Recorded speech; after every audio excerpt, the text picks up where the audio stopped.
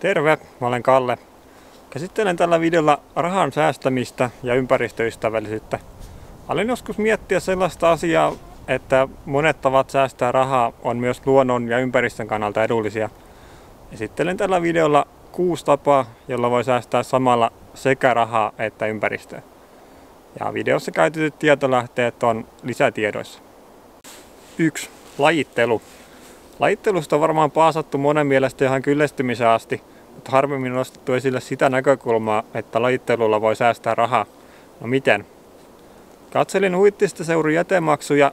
Jätemaksut määräytyy sen mukaan, kuinka usein roskis käydään tyhjentämässä.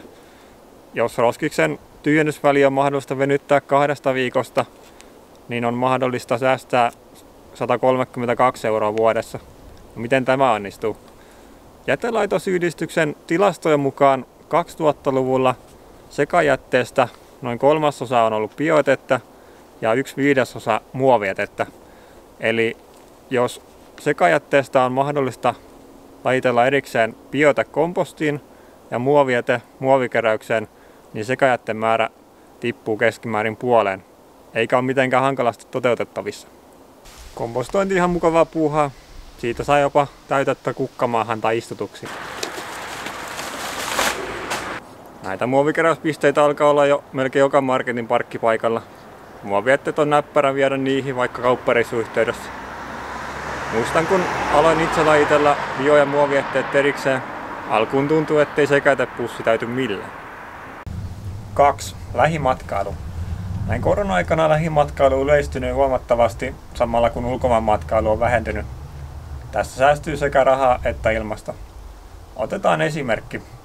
Helsinki-Gran Canaria-Helsinki lentojen hiilidioksipäästö on Finnairin päästölaskurin mukaan noin 600 kg henkeä kohti. Näin yksityiskohtana voin sanoa, että hehtaari suomalaista metsää sitoo noin 8 kertaa tuon määrän hiilidioksidia vuodessa.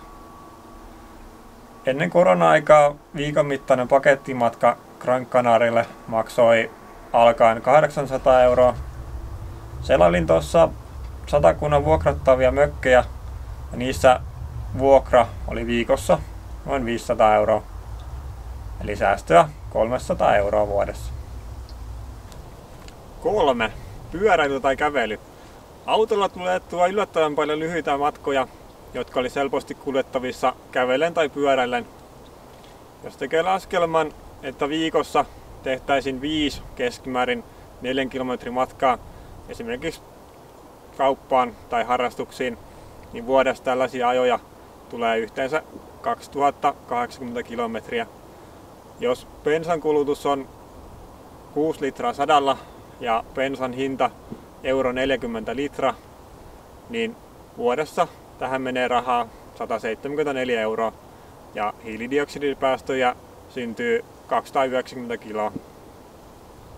Tässä kohtaa helppo ajatella, että tarvii mennä autolla, koska pyörällä on hankala kuljettaa ruokaostoksia tai harrastusvälineitä.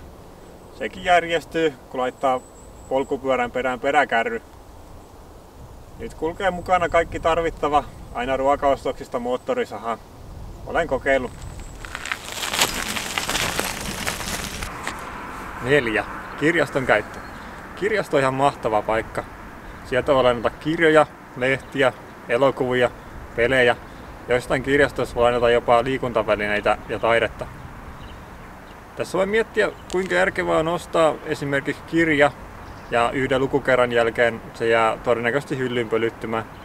Vaihtoehtona on lainata se kirja ja sillä kirjalle voi tulla jopa satoja lukukertoja.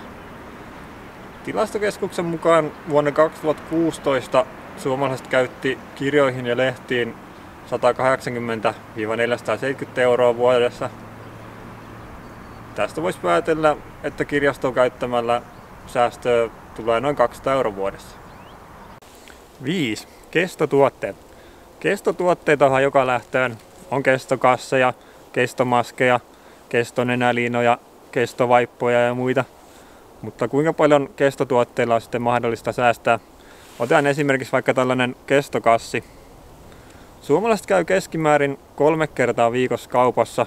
Se tekee vuodessa 156 kauppareissua. Jos joka kauppareissulla ostetaan 20 sentin muovikassi, niin vuodessa muovikasseihin menee 31 €. 6. Tupakoimattomuus.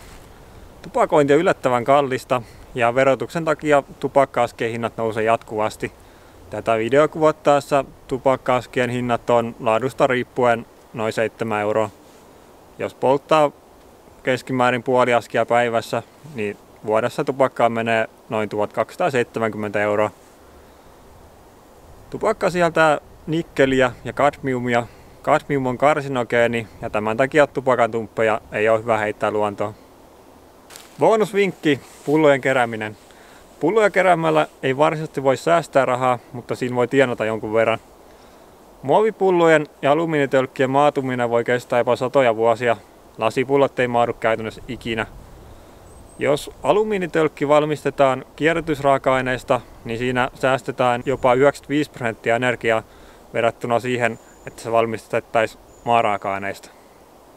Tässä oli 6 vinkkiä, joilla säästää samaan aikaan sekä rahaa että luontoa.